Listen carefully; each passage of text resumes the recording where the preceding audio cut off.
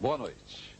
Einstein, um dos maiores cientistas de todos os tempos, disse uma vez: a percepção do desconhecido é a mais fascinante das experiências. O homem que não tem os olhos abertos para o misterioso passará pela vida sem ver nada. O Globo Repórter de hoje investiga fenômenos que a cada dia intrigam mais a ciência. Como acontecem as curas espirituais? Como explicar o poder da vidência, da mediunidade? A ciência contemporânea pode dar uma resposta a tudo isso? No programa desta noite, ouvimos médicos reconhecendo curas que não conseguem explicar. Físicos admitindo a existência de energias ainda desconhecidas. Mas, e você? O que pensa de tudo isso?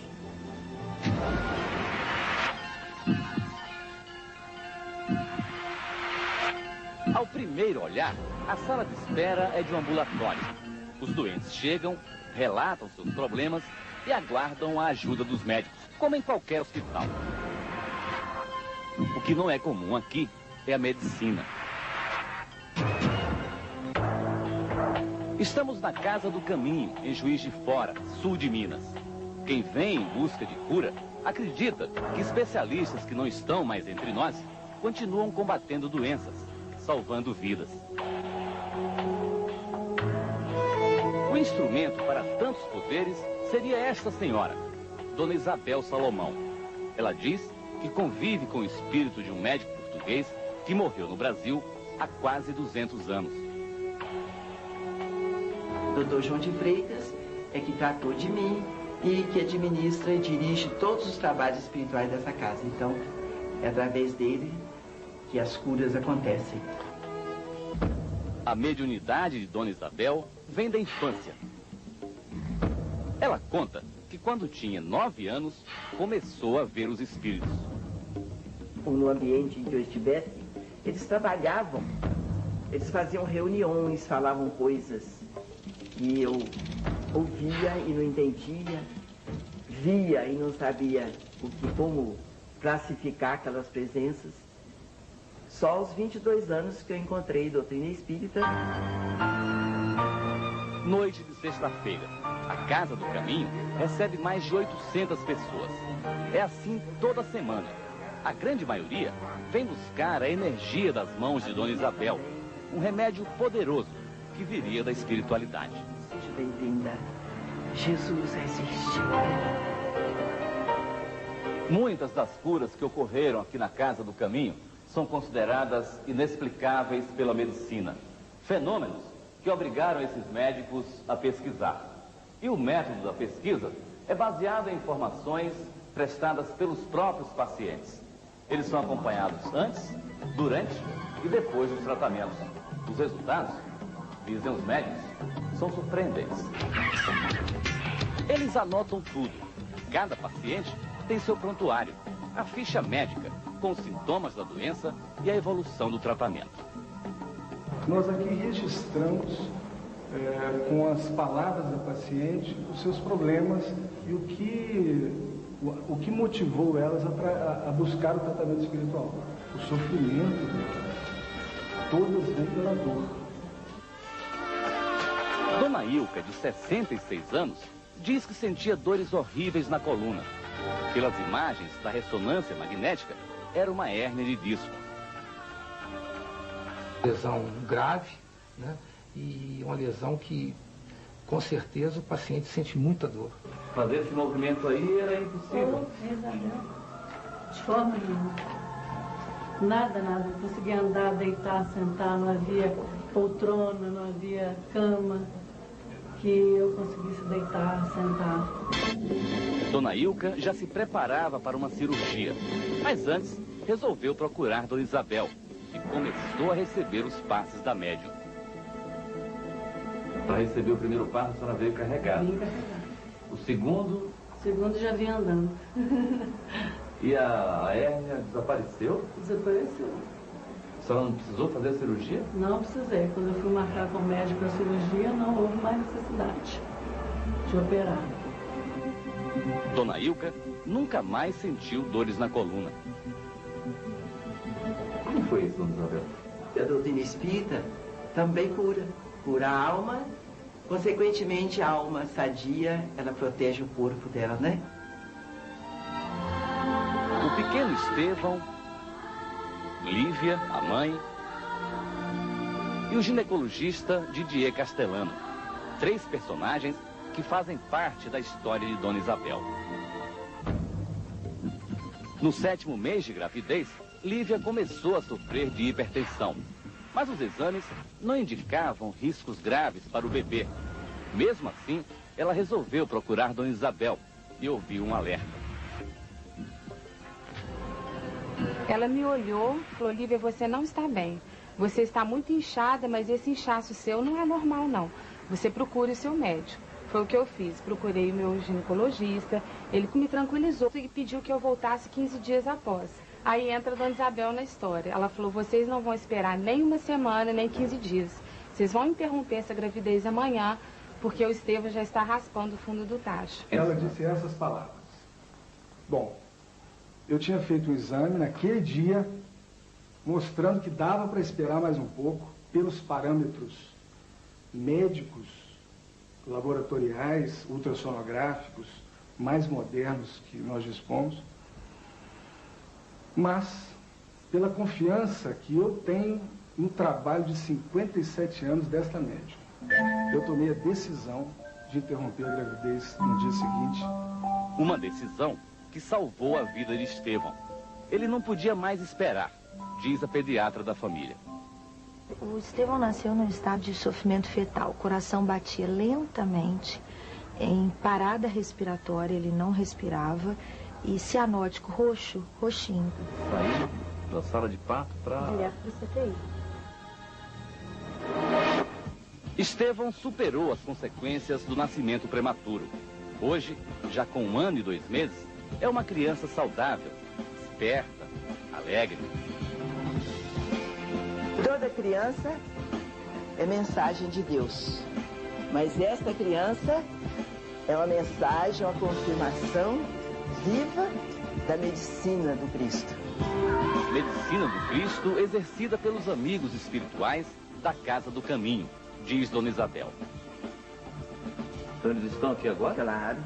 A senhora consegue vê-los? Vejo, sim.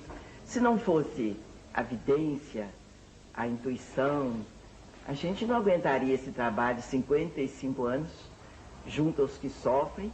Em que lugar eles estão aqui, Dona Isabel? Em que lugar a senhora está Eles conseguindo? não estão aqui no chão, na terra. Eles estão no espaço espiritual, o mundo dos espíritos. Ele é um mundo povoado pelos espíritos. Então não tem espaço vazio. Aqui tudo está cheio de espíritos. Quem vê a disposição de Alessandro, descendo e subindo montanhas, não faz ideia do mistério que ele carrega no joelho direito. Este é um dos casos mais enigmáticos das supostas curas espirituais. Depois de uma sessão de passes de Dona Isabel, Alessandro se viu livre de uma cirurgia que para a medicina é inevitável. Os ligamentos do menisco se romperam, como mostram as radiografias. Uma lesão considerada uma lesão grave, né? É uma lesão bastante sintomática, normalmente, né? O paciente queixa de dor. As radiografias foram repetidas depois do tratamento espiritual. O menisco continua do mesmo jeito. Alessandro, que nem conseguia andar, nada sente. Esse movimento te incomoda? Nada. Nada, né? Não. O ortopedista chegou a duvidar de Alessandro. Nada disso te incomoda? Nada, não sinto nada. Lesão grave, lesão grau 3, lesão... É o grau mais alto, né? sim. De um caso desse. De uma lesão meniscal, sim. O senhor teria alguma explicação científica para isso, doutor? Difícil. A gente até questiona, será que ele não está fingindo? Porque ele deveria sentir dor. Com a medicina é difícil explicar. O senhor acredita na cura espiritual? Eu estou vendo uma cura. Ele não tem sintoma. A medicina tradicional tem responsabilidade com o corpo físico. É preciso que ela compreenda do espírito, porque todas as doenças começam no espírito. Se não curar o espírito, a doença do físico prossegue. Mas o tratamento espiritual ajuda no tratamento clínico? Os médicos que trabalham neste prédio em São Paulo dizem que sim. Aqui funciona o Instituto de Pesquisas, comandado pelo psiquiatra Sérgio Felipe. O Instituto é uma clínica de saúde mental que não cuida apenas do corpo e da mente, cuida da alma também. São mais de 20 profissionais trabalhando, médicos especializados em distúrbios clínicos, neurológicos e psiquiátricos.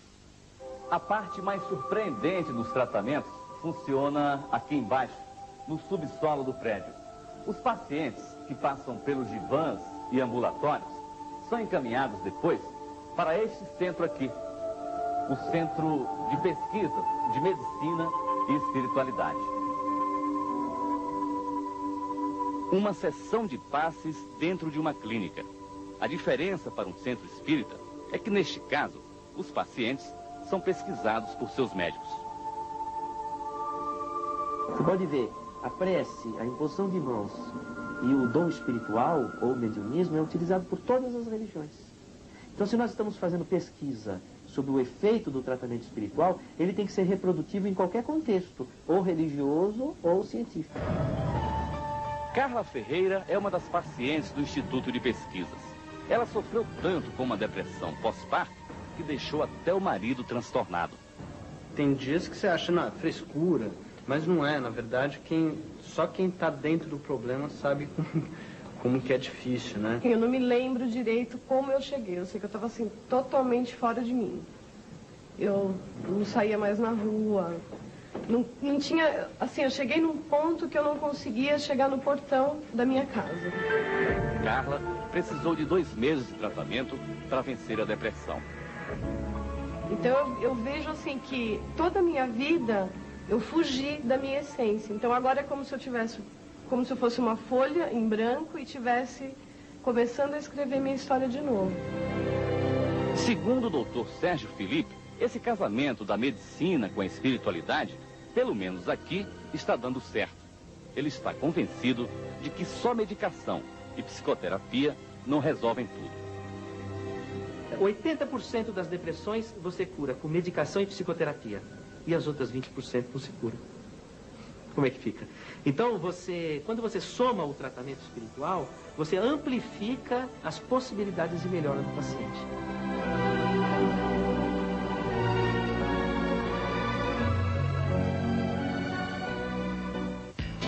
Terapias de regressão. Uma tomografia pode esclarecer se a memória guarda arquivos de vidas passadas? Daqui a pouco.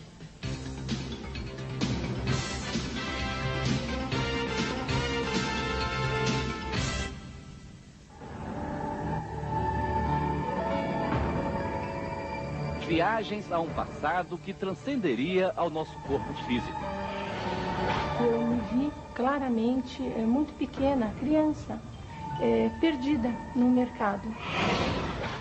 Eu fui um banqueiro gordo, fumava charuto e realmente eu fui à bancarrota. Aí enxerguei tudo, absolutamente tudo. Os erros, enxerguei, senti cheiro. Sensações, visões, situações estranhas ao nosso mundo. Teria a nossa memória um arquivo secreto de momentos que não experimentamos nessa vida? O homem carrega com ele lembranças de vidas passadas? Especialistas em terapias que utilizam a técnica da regressão estão tentando desvendar esse mistério. Os psicólogos paulistas Manuel Simão e Júlio Pérez nos mostram uma experiência inédita. Usando aparelhos de tomografia computadorizada, eles fizeram um mapeamento cerebral de alguns dos seus pacientes durante as sessões de regressão. E o que revelam os exames? A área do cérebro ativada quando o paciente entra em uma hipotética vida passada é a da memória. A parte que comanda os circuitos da imaginação durante a regressão não entra em atividade, garante o psicólogo. As vias neurofisiológicas utilizadas para o resgate de memórias traumáticas de vida atual foram também utilizadas para o resgate de situações traumáticas de vida passada, suposta vida passada. As estruturas relacionadas à fantasia, aos circuitos neurofisiológicos que estão relacionados à fantasia, são outras estruturas, outros circuitos. Vejam o exame. Esta é a área da memória com o paciente em estado normal. Durante a regressão, ela fica assim, com manchas vermelhas, ativada pelo fluxo sanguíneo. Para o psicólogo, isso significa que a pessoa está falando de lembranças de fato, não é imaginação. E os pacientes? O que dizem? O publicitário Tertuliano Pinheiro se submeteu à regressão e diz ter se encontrado em 2 outras existências. A primeira vivência minha foi na Roma Antiga, né? Eu era uma pessoa que exercia um poder razoável, né? Eu, através desse poder, desta vivência, pude ver os erros cometidos, pude sentir na própria carne, me vi emitindo ordens, sentia o cheiro, a dor das pessoas, então ouvi os gritos das pessoas, ouvi aqueles confrontos brutais, aquilo tudo realmente, no momento da minha vivência, né, mexia muito comigo, né? Ao descobrir tudo isso, Tertuliano encontrou o caminho para se livrar de todas as suas aflições. As depressões desapareceram, as angústias, os traumas, as inseguranças. E você acha que isso aconteceu por causa das regressões? Sem dúvida. Sem dúvida. Por que você acha que essas regressões te ajudaram a resolver, a curar a depressão, a angústia? Olha, não é questão de achar, é de sentir. Sentir, mergulhar numa memória desconhecida sem perder a consciência. Isso seria mesmo possível? É importante que se diga, não importa o nome que se atribua a esse conteúdo. De fato, ele é verdadeiro, ele é genuíno para o paciente, porque ele dispara emoções, sensações, sentimentos. E os pacientes se libertam de dificuldades a partir do resgate dessas situações. Para homens acostumados a verdades científicas, não é fácil. Como acreditar em fenômenos que a medicina não explica? Dr. Roque Savioli é um cardiologista que acredita em milagres. Diretor do INCOR, do Instituto do Coração de São Paulo, diz que a fé o transformou num médico melhor. Eu comecei a praticar a medicina desta forma, a partir do momento que eu realmente tive um encontro com Deus. Aí sim eu modifiquei totalmente a minha vida. A partir desse momento eu comecei a encarar o doente como corpo, psiquismo, alma e espírito. Foi assim que o Dr. Savioli começou a perceber e valorizar situações que muitas vezes passavam despercebidas.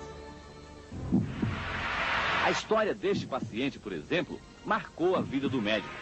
Durante uma cirurgia cardíaca, comandada por Dr. Savioli, Silvio se sentiu fora do corpo. Eu me vi morrendo.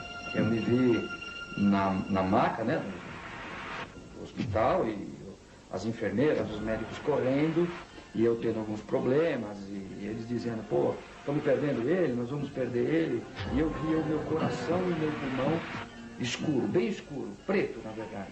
E os médicos dizendo, pô, nós vamos perder ele, nós vamos perder, e correndo, e tentando reanimar. Finalmente eu escuto uma pessoa dizendo, olha, nós perdemos ele. Silvio, na verdade, entrou em coma profundo. Ele conta que durante 14 dias fez uma viagem muito estranha. Esteve num lugar que, segundo ele, só pode existir no plano espiritual. Esse lugar é uma espécie de um salão muito grande, tudo muito escuro, né, com sombras, muitas sombras, e no fundo um portal, onde vinha uma luz muito forte, e havia um casal na porta. Chego na frente deles, e aí já vou falando. Olha, meu nome é Silvio, aconteceu algum problema comigo, porque eu estava numa sala cirúrgica e era uma cirurgia sem muito problema, e daí esse casal então acenava para mim, como quem disse. Calma, eles não falavam nada, mas eles davam a entender com gestos. Né? Quando eu acabei de falar a primeira frase, olha, meu nome é Silvio, eu estava numa cirurgia, eu vi uma voz muito forte que vinha de dentro e disse assim: você pode retornar. Eu lhe dei o livre-arbítrio, você poderia ter escolhido ser o que você bem quisesse ter sido.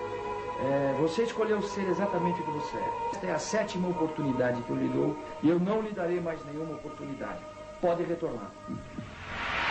Quando saiu do coma, a primeira pessoa que Silvio enxergou foi o médico. O Dr. Savioli estava ao seu lado. Eu vi o Silvio me dizendo: Roque, eu morri, porque você deixou eu morrer. Foi isso que ele me falou. Eu até falei: não, você está brincando, não tem nada disso, você está vivo. E aí ele achando até que eu tivesse morrido também. Você morreu também, que você está aqui comigo. Aí eu posicionei, falei: não, não é verdade, você está aqui, nós estamos vivos. O Dr. Savioli diz que até hoje não encontrou explicação na medicina para o que aconteceu com Silvio. Nada de anormal, nada de estranho aconteceu. Tudo absolutamente dentro dos padrões normais e esperados. Realmente foi muito estranho ele ter demorado tanto tempo assim para voltar na anestesia.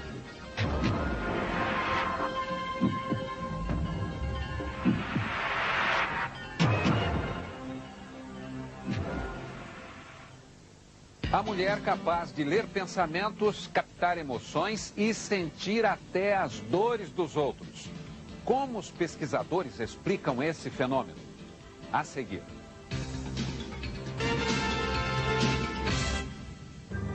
Estamos no bairro Boca do Rio, orla marítima de Salvador. Nesta casa de aparência humilde, mora uma mulher considerada um fenômeno. Ela teria o poder de ler pensamentos. Mais do que isso, seria capaz de entrar nos arquivos da nossa memória e, em segundos, revelar experiências que já vivemos. Desde que eu me entendo assim como pessoa, como gente, eu sempre tive esse problema comigo, de chegar junto da pessoa e começar a vivenciar o que a pessoa está pensando. É como se eu deixasse de ser eu, Thelma, e começo a ser a pessoa. Thelma Brito Melo tem 45 anos e conta que na infância começou a ver e ouvir espíritos. Os pais achavam que era loucura, mas mudaram de ideia no dia em que a vidência da filha evitou uma tragédia. Eu chamei minha mãe, chamei meu pai, disse: olha, meu pai, aí eu mostrava. Ela está me dizendo para eu avisar para vocês que vai cair amanhã a casa da gente. Minha mãe: minha filha, para com isso. Eu falava, as pessoas achavam que eu estava de novo tendo delírio. Como sempre eu era uma pessoa dada como um doente, as pessoas não levaram a sério. Só que quando realmente, num horário exato, a casa caiu. Foi um susto, mas ninguém se machucou. Hoje, os parentes aprenderam a conviver com o estranho poder de Dona Thelma. Aos poucos, esse poder paranormal foi ganhando fama e surpreendendo até quem estudou muito para entender o complexo mecanismo da mente. Esta médica se interessa tanto pelo fenômeno que chega a pedir ajuda a Dona Thelma para tratar de alguns dos seus pacientes. Em que casos ela pode ajudar o trabalho que a senhora desenvolve? Quando o cliente tem uma história de que está uma cronicidade na terapia, não está evoluindo muito, e tem histórias de influências espirituais também na família. Vou tentar entrar em você. Nós acompanhamos a consulta desta mulher, Dona Emília Alvarez, cabeleireira. Dona Thelma se concentra, segura as mãos dela. Vamos ver se a gente consegue agora. E logo entra em transe. Aí começa o fenômeno. Jesus, você está bem? Você está feliz? O impressionante é que Dona Thelma assume os gestos da pessoa, a maneira de falar e até de desabafar. É como se Dona Emília, agora, estivesse diante dela própria. Desde cedo. Dentro de mim há uma necessidade sempre grande de eu estar sempre lutando. Vivo pelos outros. Não tenho vergonha de dizer. Peguei pedra, tivesse que pegar lama, fazer massa. Eu fiz, peguei enxada assim, peguei enxada mesmo. para fazer o que eu precisava. E não tenho vergonha de dizer, tenho orgulho.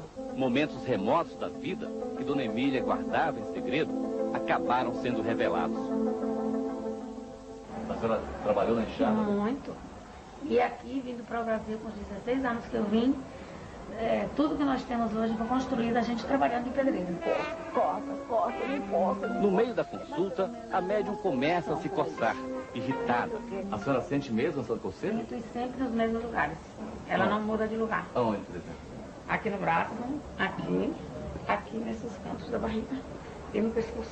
Nós convidamos um pesquisador para conhecer os poderes atribuídos a Dona Thelma. O professor Carlos Embaçaí é físico, mora no Rio de Janeiro e há mais de 20 anos estuda os fenômenos paranormais. Diante da médium, ele se submeteu a uma consulta, mas usou uma técnica muito comum entre os investigadores dessa área. Procurou não pensar em nada no momento. Tentou deixar a mente livre, vazia, tudo para dificultar o trabalho dela. Em transe, Dona Thelma percebeu o bloqueio. A porta da consciência do professor parecia estar fechada.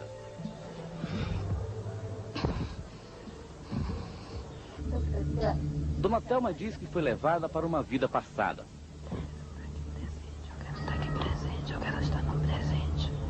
Eu quero estar no presente. De repente, um esforço para aumentar a concentração. Parece angustiada. Será que teria conseguido entrar na mente do professor? Eu gosto de viver. A gente temos que viver o agora, o presente. Eu tenho pressa. E ultimamente é o que eu mais tenho, é pressa. Será que eu tinha direito de escolher mais algumas coisas? Porque eu já fiz tanta coisa que eu quis na minha vida. Eu sei que muitas vezes até eu dormindo, eu sei que eu estou trabalhando. O professor Embaçaí tomou um susto. Eu sou realmente assim. Só quem me faz essas observações a meu respeito é minha mulher. É a primeira vez que eu vejo esse tipo de fenômeno. Eu já tenho visto inúmeras coisas, desde materializações e coisas espantosas, mas nunca havia presenciado esse tipo de fenômeno. Dentro da física isso não tem explicação. É algo de novo. Isto é, uma pessoa invadir a personalidade da outra, se transpassar para essa personalidade com essa exatidão de 95%. No meio da conversa, percebi que a médium estava preocupada. Quase ao mesmo tempo, uma das nossas lâmpadas se apaga de forma estranha. Dona Thelma, meio envergonhada, diz que o espírito de uma criança está entre nós. Ela queimou a lâmpada. O repórter cinematográfico José Henrique e o técnico Luiz Fernando tentaram substituir a lâmpada queimada. Mas o que seria uma simples troca se transformou num mistério. Tá queimado. Curioso é que a lâmpada realmente não desencaixa. O que de fato deve ter acontecido é que, usando a própria energia elétrica, manipulada pela energia ectoplásmica do espírito, ele deve ter induzido a uma temperatura tal que dilatou o sistema, coisa inédita, porque isso não acontece quando a lâmpada queima. Pelo contrário, quando a lâmpada queima, corta o circuito. Mas os espíritos teriam poderes para isso? E os médiuns? Conseguem mesmo se comunicar com eles? Nós acompanhamos o trabalho desses dois especialistas, Dr. Sérgio Felipe, do Instituto de Saúde Mental de São Paulo, e o Dr. Sebastião Alvernaz, neurologista da Escola Paulista de Medicina. Eles estudam as reações de um cérebro em transe. O aparelho de eletroencefalograma é de última geração, faz o mapeamento cerebral. O Dr. Sérgio Felipe pede ao suposto espírito incorporado no médium para emitir sinais que possam ser identificados no aparelho. É possível, através de uma interferência sobre o cérebro do médium, provocar uma alteração no traçado eletroencefalográfico. Se for viável, que nos possível mandar um sinal eletroencefalográfico. O médium atende e o aparelho começa a registrar os sinais. Até os abalos musculares captados pelos sensores são pesquisados. O especialista consegue analisar cada movimento. Isso, você gravar uma pessoa normal, que não tem epilepsia, ela não apresenta isso. Quer dizer, o que ocorreu com ele não ocorreria em estado normal, não. Fora do trânsito.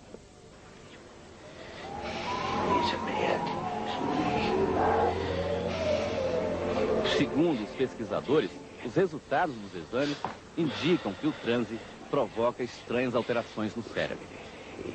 Há indícios. Mas nós precisamos... Mas não é só eletroencefalograficamente. Altera ritmo cardíaco, altera outras funções chamadas do sistema nervoso autônomo, que poderia medir-se com aparelhos desses que se usam em UTI, por exemplo. Entendeu? Qual é que é a contribuição desse ensaio aqui que nós fizemos? Né? Avaliar que essas coisas que acontecem nas religiões, que são os estados de transe, os estados alterados de consciência, podem ser estudados pela ciência com seriedade.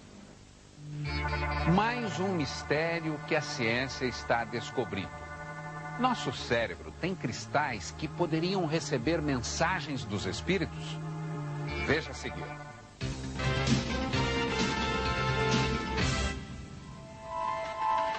Os místicos acreditam, os cientistas duvidam.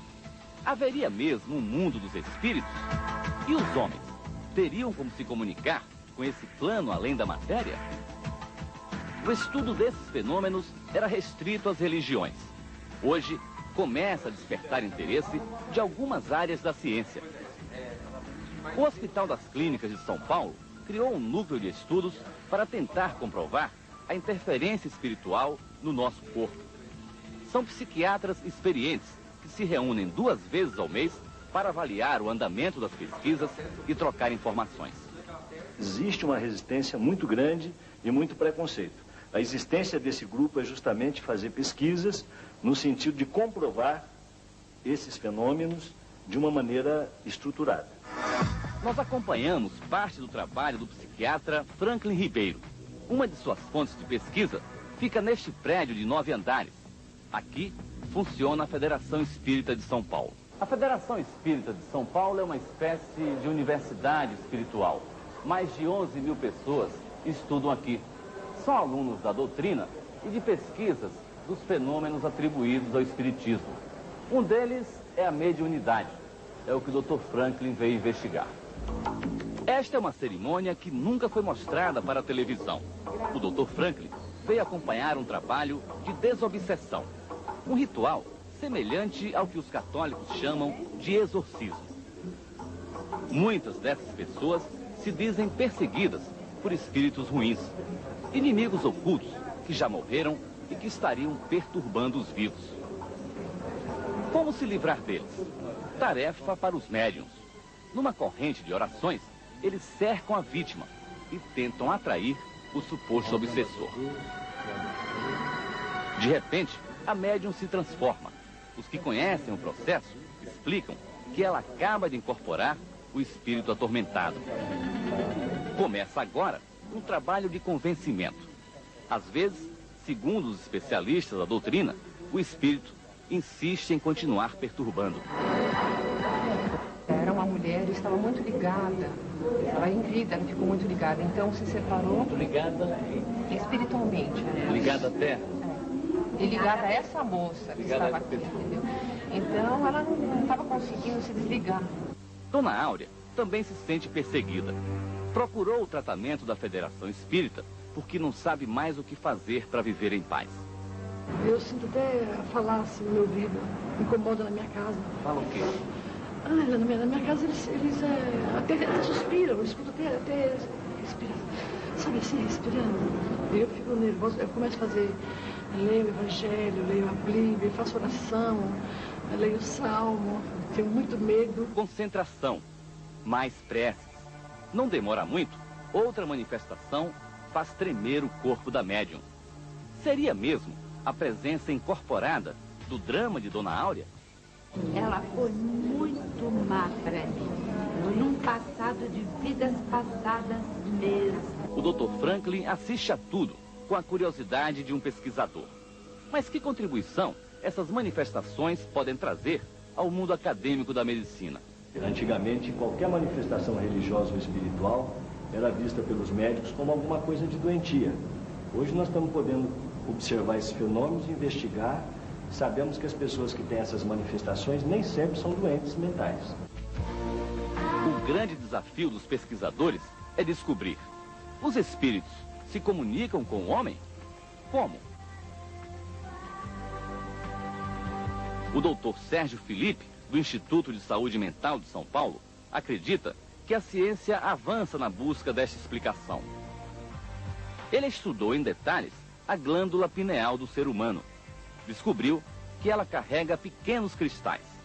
Para o psiquiatra, essas pedras funcionariam como antenas na captação de mensagens de um outro plano. Agora, aqui nós temos um cérebro. Exatamente. Fica onde aí no cérebro? Olha, ele fica bem no meio do cérebro. Dá para ver esse ponto? Parece um caroço de azeitona, né? Aqui estariam os olhos da pessoa. Ele fica bem assim na altura dos olhos. Mas é um cristal minério igual a esse aqui, doutor, que se acha na Terra, na natureza? Esse minério aqui, muito parecido com a apatita, ele é uma forma gigante. Mas nós temos mesmo, na estrutura da glândula pineal, microcristais iguaizinhos a esse daqui. Observação importante. O Dr. Sérgio notou, em repetidos exames de ressonância magnética, que os médiuns carregam no cérebro uma quantidade maior desses cristais. Eu digo o seguinte, que não há pessoas que não tenham esses cristais. Mas o que eu tenho observado é que há pessoas que têm uma quantidade grande desses cristais, tá? Interessante, não depende da idade, tá? E essas pessoas, em tese, elas teriam uma capacidade maior de sequestrar o campo magnético. É o cérebro. No papel, ele explica como os cristais atuam quando estão em atividade. Então vamos imaginar que aqui tem os cristais, tá? Esses cristais, pelo que nós evidenciamos na tese, eles repelem campo magnético. Daí dá para você entender que uma pessoa que tem uma grande quantidade de cristais, ela tem uma grande capacidade de sequestrar o campo magnético, que é vertido em estímulo químico, na neuroquímica. Essas ondas magnéticas, elas transportam informação, é que nem um telefone celular. Hipóteses do Dr. Sérgio Felipe. Se forem comprovadas, a medicina terá uma pista para desvendar alguns dos mistérios espirituais.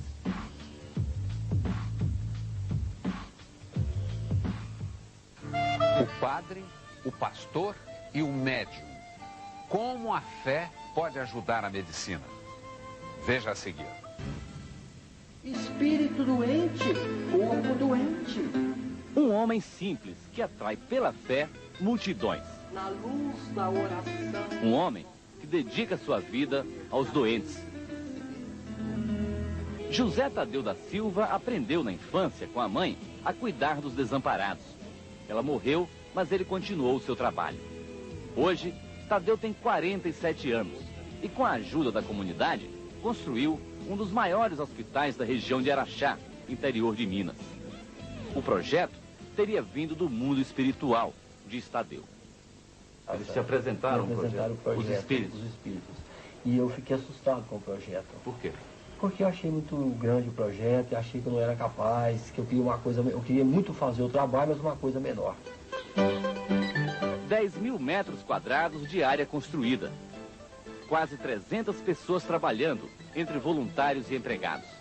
São duas especialidades, geriatria e psiquiatria. O Ministério da Saúde supervisiona e aprova o trabalho, tanto que ajuda o hospital com recursos do SUS, o Sistema Único de Saúde. Para os doentes mentais da região e os idosos, este hospital é o caminho da cura. Aqui, os males do corpo e da mente são tratados por especialistas que buscam na espiritualidade um reforço para a medicina. E esta parceria, além de abreviar os tratamentos, segundo os médicos, também tem conseguido unir várias correntes religiosas. O pastor faz pregações na enfermaria. Estarei com ele na angústia, livrá-lo-ei e glorificarei. Dar-lhe-ei abundância de dias e lhe mostrarei a minha salvação. Se todos tivessem essa iniciativa do Tadeu, seria muito melhor, seria muito bom, um trabalho que nem todos conseguem ter, por isso aí é um dom que a pessoa recebe, um dom natural, um dom de Deus. 2 vezes na semana, os doentes também recebem a visita do padre. A bênção de Deus Todo-Poderoso, Pai, Filho e Espírito Santo, e permaneça para sempre. Amém. Outro dia na minha igreja lá, eu mandei bater palma a Tadeu. A gente vê sinais de Deus no mundo. Pessoas que são sinais de Deus. Uma vez eu falei para ele, eu vim visitar Tadeu, eu tenho muita vergonha de você. Porque você faz coisas que eu não tenho coragem de fazer. Dava banho nos doentes mais asquerosos, né? Pode ser que ele seja muito mais perto de Deus do que eu. Os espíritas costumam se reunir com os pacientes no jardim do hospital. Um coral formado por médiuns, enfermeiros e médicos transmite harmonia. Eles acreditam que a música também ajuda a curar. Olhe quantos irmãos estão a esperar. Além de cantar, eles rezam e numa sessão de passes tentam ajudar as pessoas a encontrar o equilíbrio mental. O passe faz parte do tratamento psiquiátrico, ele acalma o paciente. Os passes, a música, a fé. Tudo isso além dos medicamentos para reforçar os efeitos da psicoterapia. Márcia foi vítima de um surto psicótico que durante 2 anos roubou sua lucidez. Ouvia vozes estranhas e só pensava em suicídio. Hoje em dia não, hoje em dia, graças a Deus, logo que eu comecei o tratamento, tomando passes, né? Então eles me tratavam mais com passes do que nas terapias. Não escuto mais voz, eu gosto muito daqui, tenho uma insegurança muito grande de sair daqui, morro de medo. Depois que eu entrei aqui, eu sou outra pessoa. Antes eu só ficava nos hospitais.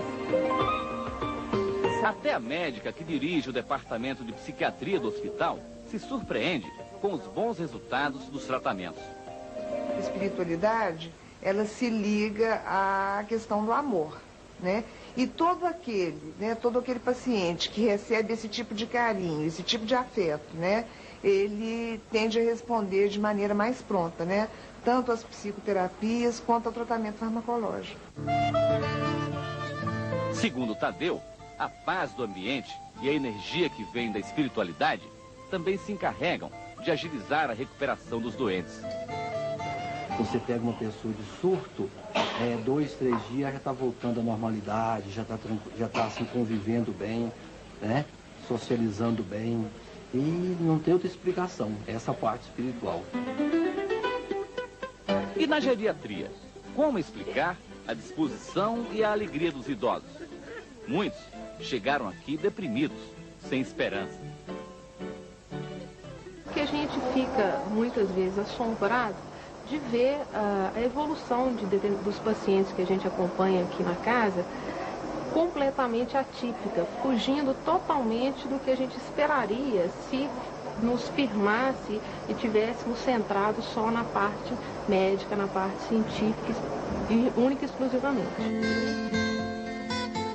Dona Eurides, de 82 anos, é um dos exemplos que contrariam a lógica da medicina, diz a geriatra. Tem 18 anos que ela está acamada, sem sentar, nem decúbito lateral. Ela nunca teve uma ferida sequer. Isso, se você for explicar do ponto de vista científico apenas, você não consegue. Impressionante também é como Tadeu consegue manter o hospital. A única receita certa que vem do SUS só dá para pagar os funcionários. Todas as outras despesas são pagas com doações de empresários e moradores de Araxá. Nunca faltou comida, nunca faltou remédio, nunca faltou conforto para os doentes. E eu digo que é decorrente da obediência espiritual. Como assim? A gente consulta, tudo que vai fazer aqui, a gente não faz muito pela nossa cabeça. Não é nenhum fanatismo, eu não sou contra o fanatismo, mas nós temos essa obediência que sempre deu certo. Abra a janela do seu coração